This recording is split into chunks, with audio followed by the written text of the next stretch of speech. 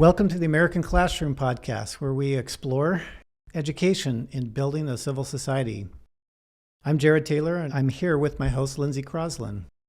We are excited to have our special guest, Vanessa Whitener, here with us to talk about the subject of school safety. So let's begin. All right. Thanks, guys. Vanessa, thanks.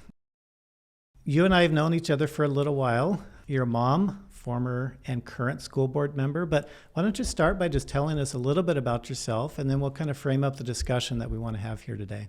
Great. I am an educator. I was a high school biology teacher in Philadelphia and in Mesa, Arizona. And then I returned to my alma mater, Arizona State, and got my master's in education administration. And in that time period, I had decided to be on my local school board as a community engager. Having young children go through along with me as I was a school board member had a great impact, knowing that every decision I made immediately affected my children. So I finished my master's and then ran for school board, and I served on our local school board for 10 years. Oh, 10 years. 10 wow. years. Great. And served on the fastest growing district in Arizona. And I stepped away as my children got older and busier. And then I work in some education projects, some marketing and media, and some special projects with some consultation here and there. So, and currently serve on another school board that is greatly involved with CTE, career and tech education, and serving students that are have some disadvantages in classroom and in life, and serving those students currently. Well, thanks for dedicating your time and much of your energy to education. I mean, it's a big deal. So we're talking about school safety, and we want to know some of your thoughts on a few things, but it's always nice to kind of rewind the tape a little bit. And before we even do that, it's funny when we survey parents and ask them really what's the number one reason they choose this school or that school. Safety is always at the very top of why they choose or not choose. If they, not just physical safety, but also the safety of like the bullying incident. Relative to other people coming in, is it safe? Between peer groups, things like that. Definitely. Yeah, so it's a top of mind of parents all the time, and so we thought that would be a fun thing to explore a little bit.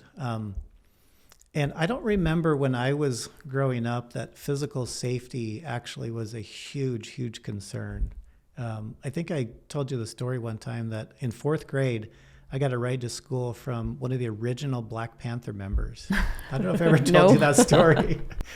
I'll have to go on that. But he was speaking with my father in a conference one time, and he had been reformed, right? He was out of Oakland, and he had plans to take down the city of Chicago, which were really that's a podcast for another time. But anyways, I rode to school with this man. His name is Eldridge Cleaver. You can look him up, and he. I got out, and my fourth grade teacher was right there, and he goes, "Is that Eldridge Cleaver that you just wrote with?" So when we talk about school safety, right? Some of these groups were, leading the violence in the '60s. But anyways, he's a great man. But the school safety, this has changed over time, right? There used to not be very many fences around schools. There's not a lot of safety things. How have you guys seen it change over time when you were growing up? Well, most definitely, even just in transportation. School buses, growing up in Arizona, we didn't have air conditioning in that aspect. But as far as fencing and how just my time on the school board, in those 10 years, so much had changed in regards to rearranging buildings into access points, moving doors, and whether they could be accessed by children or people from the outside, changing office structure. But in that time also, as we'll get into, safety of technology safety. So you have the physical piece of safety, you have technology safety, and then I wanted to talk a little bit about the safety of the student. Sometimes when we talk about safety, it's just, is it a comfortable, happy learning environment? Yeah. And that's where children feel safe. Yeah. If that's being fed, arriving to school safely, not having scary or unsafe incidences on their way to school. I've experienced that with some of my students in Philadelphia. Just sometimes coming to school is not safe. But once they're there, how safety is a feeling. We can have barriers and physical and structure safety, but that safety of that learning environment, how that child is feeling inside. And we have seen that change dramatically in the last 10 years. Yeah, a big lot deal. of mental health and bullying and that social media safety. And we can speak to that too. I had my time on the school board, it was the largest uptick in teen suicide in the East Valley, in the Phoenix area. And so students feeling that safety after an incident like that, the mental health safety, and all those people that those kids interact with every single day is how do we make them feel safe? So long story short. The fences used to be to keep us in from chasing the dog down the street or things like that. It wasn't really keeping bad guys out necessarily, but anything you want to comment on just how did we get to, or what changes you've seen over the last couple of decades? Yeah, I mean, when I was in high school, there was a fence to kind of keep us all in. Yeah. And of course, keep random people out. You're supposed to check into the front office, but I'm not sure that always happened. The thing that I remember about school safety was just that there would be fights in the hallway. So it was more about just making sure you stayed out of trouble yourself or out of the way of someone who didn't like you, but I don't remember ever fearing from a safety standpoint of outsiders coming into a school. I don't know about your high schools, but we had a smoking area. Did you guys have smoking areas? We did, yeah.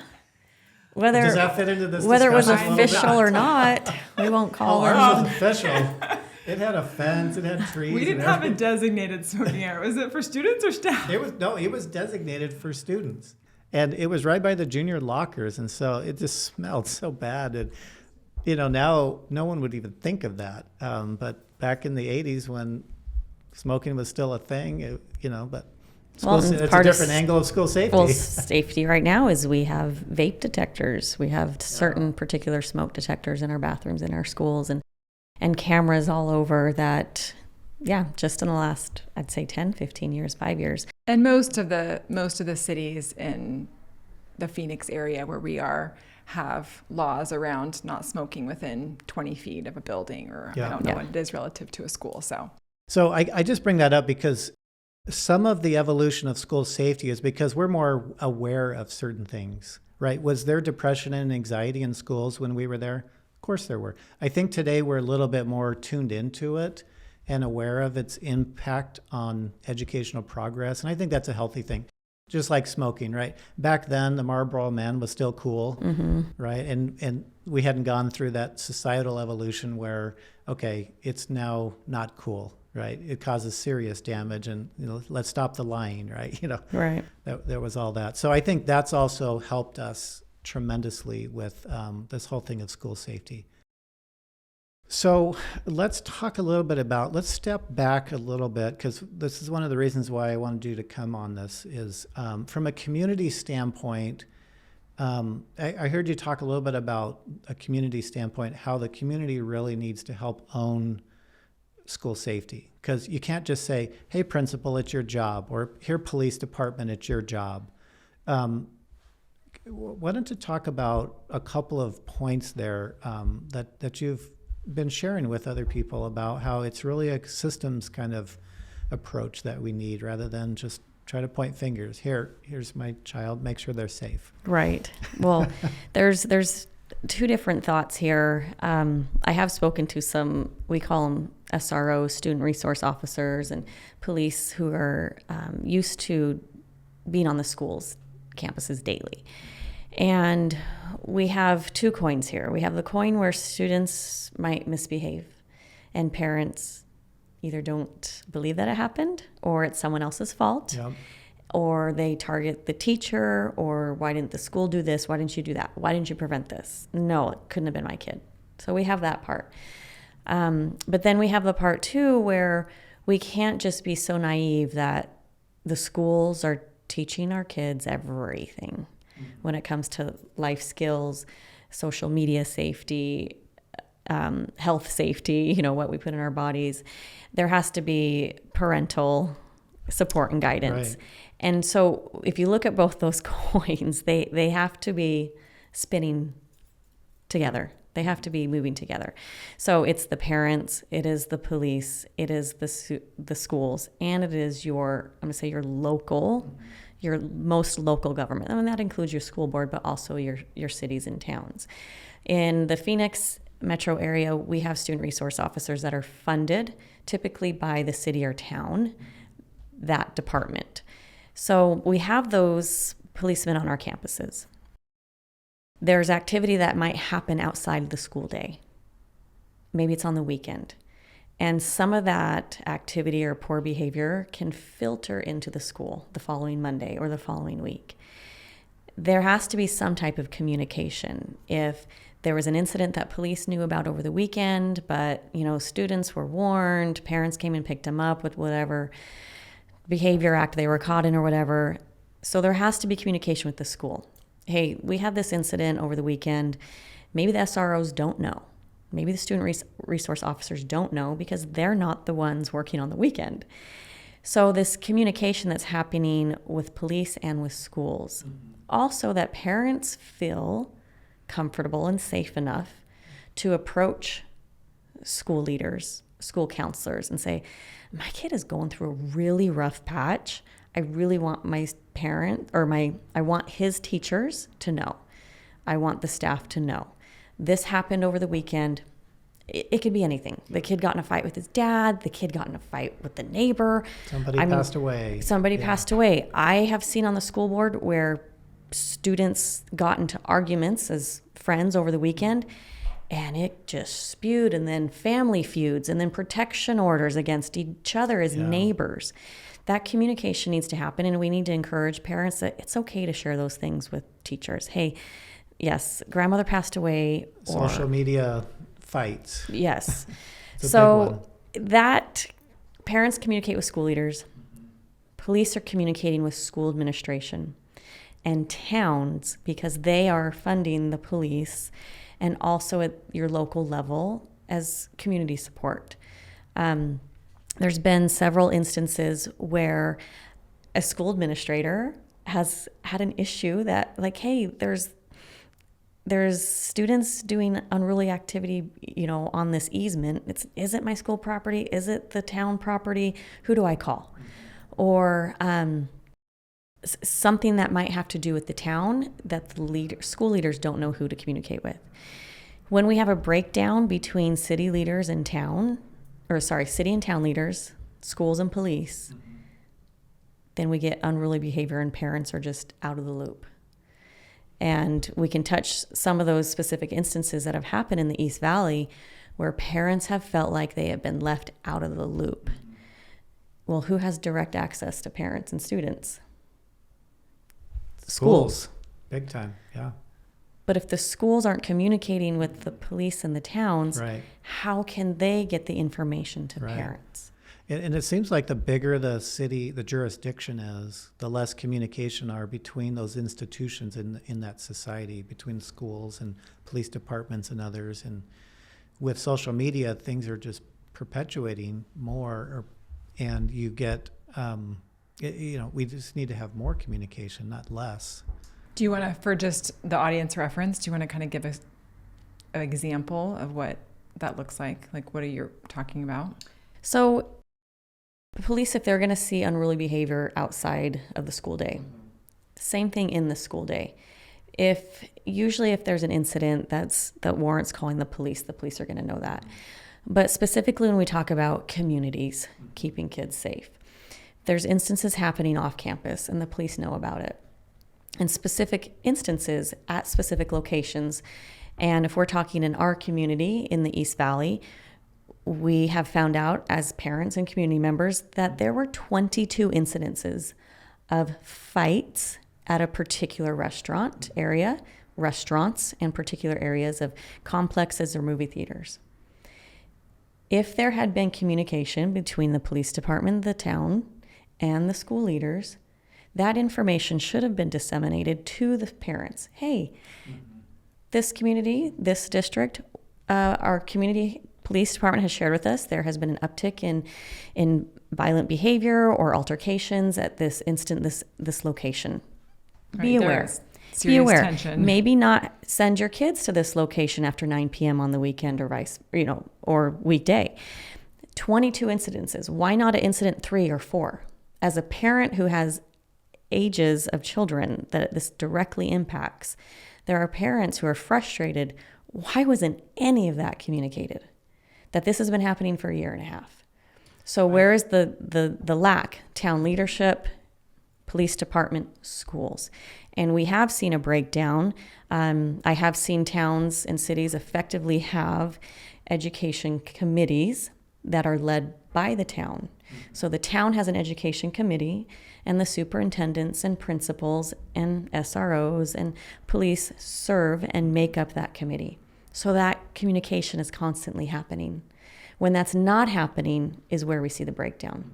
We don't have anyone saying, oh, we've had this many altercations that are unusual. We need to communicate this to the right people, and that would be school leaders and parents. And as parents, we should expect that from our town leaders and from our police departments. Just as a teacher, I would expect and would hope that a parent would communicate with me about their child's concerns. These are children in our community. That's a concern. So we need to communicate to every stakeholder that touches these children. And I've heard some people say, well, there's always been thugs and drugs. Yes, but that doesn't mean we don't do anything about it. That doesn't mean we ignore it. It doesn't mean that we continue to work for a better day, a better next day. There's always going to be something that's going to come up. Yeah. And we can talk about social media safety. There's always going to be something, but it needs to be addressed. And it's our job to teach our children safety and teach them, hey, if you see this altercation, if you see someone video this, if you see this, now what do you do with it? And I feel that's where our schools have a good opportunity to mentor that and teach that. And if we can help our kids understand that, then that will filter out through our communities. And as they get older, as they become active adults in their communities. That reminds me, about 20 years ago in the community I lived, there was some teen violence going on. And I would throw churches into the mix too, because the police department came in and did some training with the ecclesiastical leaders, the men, the women that work with the youth. And they said, hey, if you see these colors, it means this. If you see these numbers, it means these types of drugs. And then they did all this really proactive training. They said, well, what do you do if you see a fight going down or you see these colors coming together? Because it probably means a fight's going down or something, that you're not going to like. And some of the people. They said, you go intervene. Don't run the other way. Run towards it because they know you and you have a relationship with them from church or maybe the neighborhood or something like that. And I just thought that was really, really effective in terms of how we can work together as faith groups or schools or law enforcement. Well, it's a really good example. When I was serving on the school board at the time, and I had alluded to a high incidence in a particular year of suicide, particularly in our district at the time. And I do look back and I look at the leadership style in which our superintendent at the time did call on every faith leader that she knew or didn't know or reached out to in our community. And we had very helpful gatherings with these faith leaders, school leaders, and town leaders. How do we help kids feel safe? How do we help them manage and handle these big ordeals, these really heartbreaking situations? And that was a very, very helpful time. As school leaders, that's a hard breaking point in your community. And we had 3 in one semester. And how do you overcome that? And it's hard. And that's one thing as a parent, as I have some grace for leaders I don't expect my school principal or my school superintendent to handle all that. And if you are expecting that, that's the wrong expectation. But that school leader knew, I'm going to use my community. I'm going to call on my town leaders. I'm going to call on my faith-based leaders. And we had counselors just come in. We had these faith-based leaders individually talking to different groups of students, depending on the need, as a whole, to parents and students, and also addressing the staff. And if you're a school leader, a good school leader, you will search out those people. Yeah. If you're not, then you need to be. And that also... They're most likely the people you're serving. Right. Their families are in your schools, most likely. And that goes to say with business leaders, too. We had a superintendent who was very actively involved in business leaders, because when something would happen or whatnot, she knew some people she could call on. And I'll tell you right here, we had business leaders in that moment who brought in snacks, specifically for that time when a lot of kids stayed after school for extra counseling, and just having those connections. So when we talk about community safety, I mean, suicide in your school, that should involve everyone. Violence outside of school, violence inside of school. When we talk about particular violence or safety inside the school, yes, a lot of that is controlled by the school leaders or those student resource officers. But as parents and community members, how can we lessen that? And here's where I go back to, if the police knew all these incidents were happening and the town wasn't relaying that information to the school, how can the schools address it and bring it up and talk to the kids?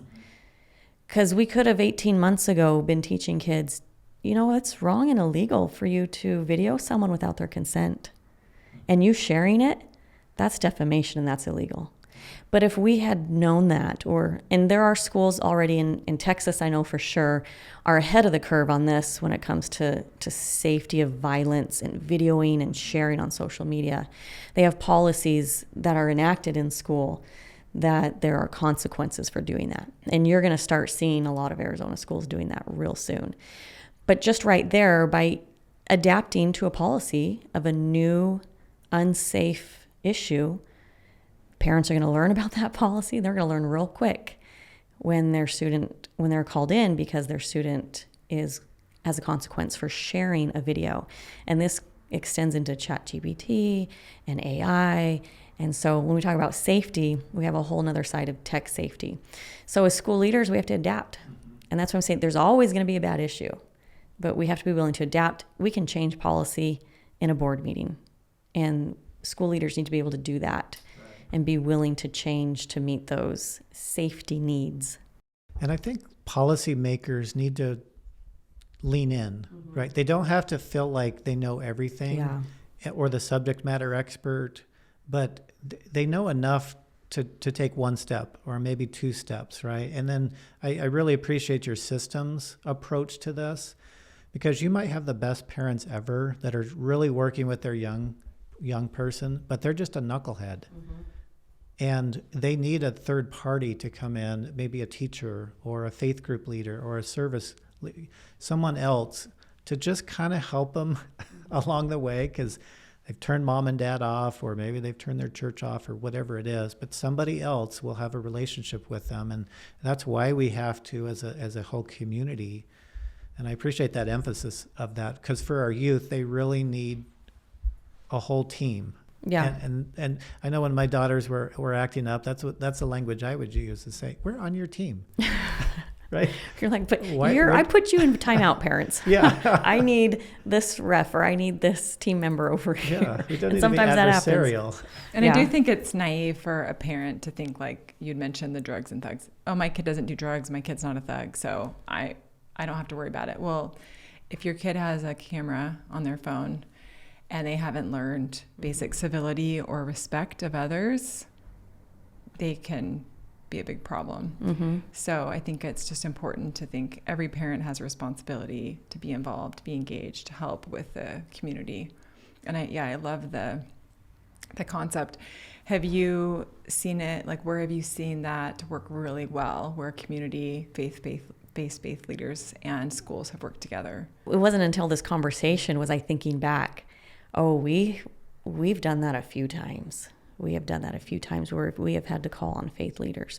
And I believe, probably Queen Creek has done that as well. When we talk about a particular instance that has spurred a lot of safety and violent conversation in the East Valley is, the safety of moving forward after an instance. We've seen where sports teams don't want to play another team for fear of like retaliation, or because this student who was involved with this incident is on this team's a different school. We've seen games canceled for that reason. But there's also opportunities to learn and help children move through that. And I don't expect it to be all on the coaches. I don't expect it all to be on the parents. We've seen some new funding come in through the schools, and a lot of that was more COVID funding. But we've seen a push more specifically for mental health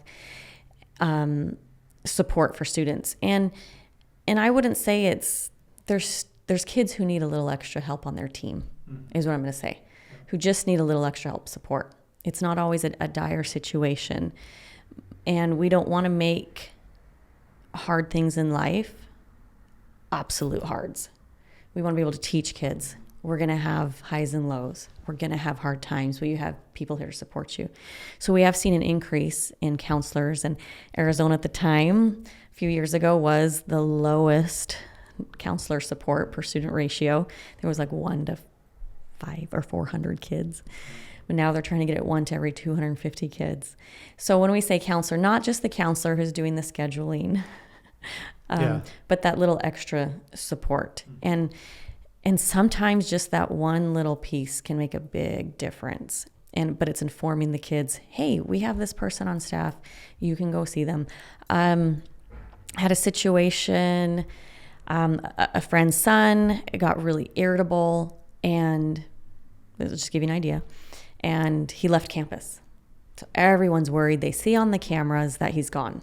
But within sight, he left the campus. But trying to understand more what was wrong with the student. How do you recover from that? Do you suspend the kid? No. Right. My opinion, no. I don't know what all our school. No. Something was bothering the child. So this parent and this counselor, met with the student, and what was nice is that the counselor and the teachers, and it could just be a simple email. Hey, when this child is feeling this feeling again, just let him step out into the hall, or let him come to the office and see me for a few minutes. I mean, that's it. Versus leaving campus, everyone worried, involving the police, SRO police. And not a consequence. You left campus, you ditched. You have a 3-day, 5-day suspension. No. So we're just talking about that support, that team. And when school leaders are doing their budgets, it's an important piece that there's just that little extra. I wouldn't call it extra. There's just support there. So we don't have these I'm going to say these highs and lows that turn into monumental things. And then kids get hit hard with all these consequences. And here there's like, man, I just needed a little break. I didn't need a 5-day suspension, and now I'm missing school and I'm in trouble with my parents, or that type of thing. Lose credit, not graduate. Yeah. Yeah, that's when I think it's important, like that example where the parents communicated with the school. If your child has a really difficult morning and they're having a problem with, they're dysregulated, but the bell's ringing and they have to go, then communicating that, and then they can try to just maybe step in and talk to them, make sure they're okay, because then it could lead to like them blowing up at somebody or leaving campus and everyone's worried, and now you're losing instructional time. So just that communication can really get ahead of big problems. And here's where you can bring in, as a school leader, you're searching out the people who can help you. And in our big East Valley, the Phoenix metro area, we have people who just rise up, who are mental health advocates for children, who are safety youth advocates, who are tech safety, and they will rise up. But if you have to look for them as a school leader, or they're either knocking on your door and you're too busy and you think you're going to hear a complaint session, people might actually have good ideas to help you. and that type of thing, where you can bring in that mental health advocate, and you can bring in your police department and say, hey, can you guys work together and put a couple videos together for our teachers? We're talking a 3-minute spiel of, hey, when you notice a kid acting erratic, it's not because maybe the kid hates the teacher and he's trying to make your day horrible. What are some little tips? Those are your partners. Police, can you put us together a little 2-minute video for our teachers, a little training? When they see a fight, what should their first reaction be? Because as teachers, we're not always trained in these pieces. But just a little bit of help goes a long way. And if school leaders are doing their professional development, a lot of these things can be learned and taught. We're talking in 5 minutes. Just here's some 3 tips if you see a dysregulated child. Don't take it seriously. Don't be offended. Right. Help bring them down. And then bigger issues. We've talked with our local police department and school superintendent that we would like to see a partnership where our police are putting together videos for safety for teachers, for students, and working on kind of that social media tech safety and the law that our kids aren't getting. And I'm not saying it's not the school's job to do that. It's a partnership. Yeah. And if we have a 20-minute advisory period, then we can try and utilize that time and say, hey, here's some information we're getting from our local police departments. Let's take it in. Let's be aware. And they're it can sitting be on a lot of shared. that data. I love that. Yeah. And they're sitting on a lot of expertise, and they don't need, if someone's listening to this that is a police officer, don't think you have to have this finely curated video with all the graphics. Get your phone out and just give some good old common sense about what you've seen and what you've learned. I mean, that probably is more effective than some PR produced video. Exactly. Just engage, right? Because I've seen the disengagement from people that are sitting on a lot of the data relative to teen violence or violence in schools or mental illness in schools. Schools have a lot of data on that as well. We know we do that because we have to report it all the time.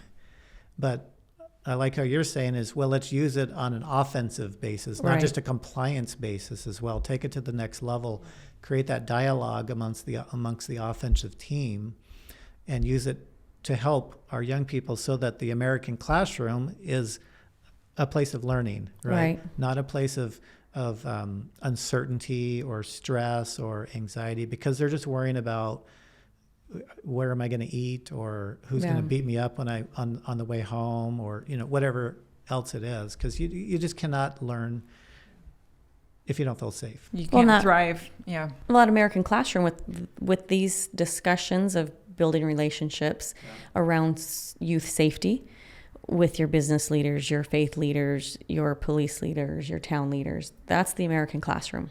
The community. They feel the support of their community. And parents will see that. They're the future. They should. Yeah. And you were talking, just get your cell phone and put out a little video. And, and it would be nice if we could see some of that come from our police department and our town. That relationship has to be bridged bigger. It needs to be tighter. And those things, with the help of the town, can be shared through the school channels, through parents. And we need to utilize social media the best way that data shows. Right. Not a 5-page email. Yeah. Not a 3-paragraph long spiel from the principal. I've been on both sides. If you guys have been on both sides too, as the leader and the parent. But hey, if you put a 20-second video or a little 20-second sponsored ad in front of me, is, hey, we've seen an uptick in poor behavior or town, student behavior in this area or regarding this. Just last year, the viral destroy your school property and put it online. Right, okay, that's crazy. Now, that is a prime example. This long old paragraph, not everyone's reading that. But if I got a 10-second video, hey, parents, there's a contest? What is it? A challenge? There's a challenge going out right now of students destroying school's bathroom and posting it. Can you please be aware and tell your kids not to do that? And look at your children's phones. Yeah. Right. Look at your children's phones. Talk to them about it and then look at the content. But those are little tiny snippets that town and school leaders that we can send out to parents. And let me just add that policymakers, I've talked to people, you've been elected, I've been elected.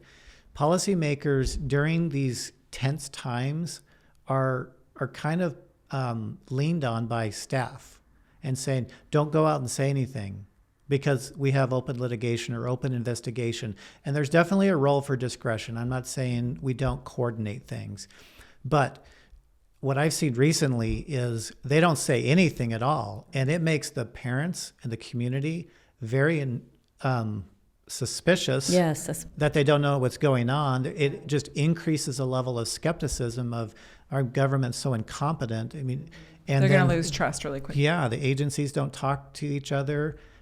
So yes, you need to be discreet in what you're saying, but you do need to communicate. Yes. Because not communicating is the worst. Right. You're just making it worse, and people are just going to go vigilante on you. Right. And you and I live in the same town. Jared and I live in the same town, and we have seen throughout the years, we have seen when the town has been involved with school leaders, and I believe we just saw when there was a breakdown in communication. Yeah, absolutely. And that's what we're in right now is when we have seen.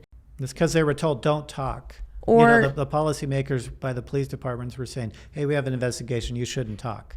Right. Okay, well, fine. Well, the police department should talk. And you can tell the status of investigations without violating things that are going to put your investigation at risk. Or if there's litigation, you can still give updates and briefings. That happens all the time. And that's all I'm saying is they need to be communicating to their 18 months ago, parents could have gotten an email that said, hey, police have been called 10 times at these locations. Please be aware. Please check on your children, their locations. Please check their phones. We're having an uptick in videoing of violence in social media. Here's how we can work together. Here's how you can help, what we're doing. So you own it, you address it. Don't be afraid of it.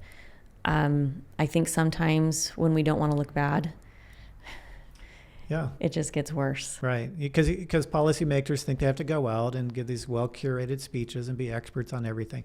No, you don't. You need to talk to the people who put you in office and help them know that you're working on it. Yeah. And here's what we're doing. Here's what we know. Here's what we don't know. We're so grateful for law enforcement's work in here, and the faith groups are kicking in and doing great things. That type of stuff isn't going to, put an investigation sideways. Right. And we're talking the community piece here. And it is different when a school system has to address maybe a safety issue with an adult that works in the school. And we have seen those where adults have made bad choices and have put children in an unsafe position. And those are hard to address openly with personnel laws and things like that. But also know those things do happen. We have unsafe issues with other adults who are in caring for our kids. And, our district has done particular things with fingerprinting, background checks, but also for parents who go on field trips and are working with students. So that has something I have seen change also when you talked about school safety throughout the years. My parents doing a background check to go into their school 20 years ago, 30 years ago, I'd be like, what? Why? But, and there was big pushback at the time, but there were also instances. We're talking coaches who aren't on your school campus, but are coming just for a coaching position. So when we talk about school safety, that's a lot. Yeah, it's a big deal. It's a lot. So there's things that maybe we didn't touch on, but just know there's a lot that goes into it. There's a lot of people that work hard into school safety. And we kind of use that term broadly. And I know in the Arizona area, we have to sometimes pass ballot measures for more funding for safety. And sometimes those things aren't spelled out specifically. Sometimes it is extra staff. Sometimes it is a fence. Sometimes it is filters on our computers or our Chromebooks. Sometimes it is just safety measures in the bathroom for vape sensors and things like that. So I just want I want community and parents to know when we say school safety, I don't like lumping it just in that term, but it is so broad now. There's a lot that goes into that. But I do think the community piece, communities and schools, towns, police, business leaders, can actually improve that. And if we can improve some of those things and we're all on the same page, then it kind of hopefully lessens some of the need for the other things. Yeah, because I mean, like in Arizona, I think it's more than 50% of our state budget is for education. But what percentage of that money, and that's a lot of money, is actually going to instruction versus safety or non-instruction activities? Right. And the less a community, I think this is what you're arguing, and I agree with that, is the less a community works and talks about the things they know and the data that they sit on, well, the less instruction your young people are getting, right? The less educated they're actually going to be because they feel less safe. They don't feel like they can really thrive and flourish in this thing we call education in a school because they're worried about this or that. So I think that's one of the most compelling reasons, is because you're paying for this, but where's it going? Right. Make it work. Now can we use instructional funding dollars to actually give instructional materials to students, I believe at a younger age, 7th grade, that, and some schools are doing this. Sometimes they call it common sense social media or tech safety but could you imagine having instructions as a 7th grader where you're taught, this is what ChatGPT is. This is what AI is. Did you know it's illegal to put someone else's head on someone else's body? Did you know that if you video someone or violent altercation, you could be held responsible? Did you know these are the apps that hide the other apps? So that's instructional dollars. It's just, do we find that valuable enough to have in the school day? I do. It's again, it's adapting. But those types of things can make students be better in the classroom and academics. They're not being distracted by, if I could just cheat using this way, if I could just had a Google picture and then I upload it and then it tells me all the answers, if I could just do this, and not being so distracted by some of the violent and inappropriate things they see on social media, and disseminating that throughout the school day as a distraction. So I do see some of these important lessons to be taught in the classroom that could help alleviate such a distraction as they progress farther in their academic journey. And parents hopefully will pick up on some of that information too. Well, and you brought up so many topics in there. I know. Teaching kids. We'll do another one. Reminding kids about educational integrity, right? Yes. And that comes into AI, which we'll probably have a whole nother episode on. And then internet safety, and having, even if you have, we've done like internet safety nights but it should probably be a requirement this could be that the parents whole, and families attend. This is the basket, and now you're going to do different so many eggs, components. different podcasts on those particulars. So many specific areas within this that we can address. But so I've heard you give really good recommendations for school leaders, and you've kind of touched on for faith-based leaders. If I'm a community member who doesn't have a school-age child, like how can I, and I hear this episode, like how can I make an impact? How can I help my community? Maybe they have a skill they can share. Maybe they have knowledge they can share. Should they reach out to their school? Should they reach out to the policymakers? Like, what would you recommend? Well, even some instances that are happening with student behavior outside of the school day, our town has talked about, or our districts has even talked about, a separate phone number that just citizens can call and just say, hey, this is the type of behavior we're seeing at this location, and not be able to report it without making a big deal. Yeah, that type of thing. And just being, I just have a different idea. It's a youth safety social media channel that all town citizens or all, anyone can belong to. Say, hey, did you know this is ADOT land? Maybe not walk on this land or go practice your golf shot on this land. Like an Amber Alert? Well, no, but like it's for anyone who lives in that community, but where you can share information about town, but also that might involve youth safety. For example, kids surfing on their cars in the mall parking lot. Who should they call? But that gets to the police and the school leaders. So people are aware. But then that's shared on social media channels. So if you don't have kids, you might be like, I should look out for cars that are spinning around in the mall, that type of thing. Just using communication. I like that because there's a lot of current platforms to share information, safety. You know, there's the Ring, there's the neighborhood, there's the different websites. But for me, sometimes I turn the notifications off because it's like someone saw a cat on their Ring camera and, 500 comments. So sometimes I just turn it off, but there could have been a youth safety issue that I missed. So I like the idea of a place where we could go specifically for that. And in my opinion, it's ran by the town leadership, not an HOA or a neighborhood group or it could be a committee that the town organizes that has faith, school, service, just a cross section of the community that has interest in this. And then they would get their content by people like sending it in. Yeah, it's ran by that committee. Not anyone can just go share and post, but things like, hey, we're looking for this car, or hey, here's a public safety announcement. We're seeing a lot of e-bikes on this road and that's not safe. So talk to your kids. Or maybe that person who doesn't have kids is saying, I'm having a lot of uptick of people riding their e-bikes on this parkland and it's tearing up the grass. They could send that information. So I'm talking about a channel that involves youth. It involves youth. That's it. I'm not talking about someone's dog ran this way and that's a dog channel. Yeah. But it involves the safety of youth. Yeah, interesting. Well, Vanessa, this is great. Thank you for being here to help kick off this little series of school safety, and lots of good takeaways here. Lean in, elevate the communication. You're sitting on the data.